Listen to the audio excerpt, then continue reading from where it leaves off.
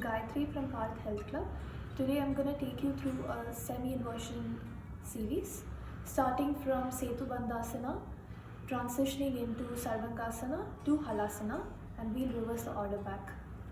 From Savasana, bend your knees with your feet hip width apart. Inhale and press your heels into the floor. Lift your pelvis higher. Now place your hands on your lower back for support and kick into Sarvangasana. Straighten your legs. Make sure the weight is on your shoulder, mid to upper back, and not on the neck. Hold for 5 breaths. Now take your legs further over and above the head.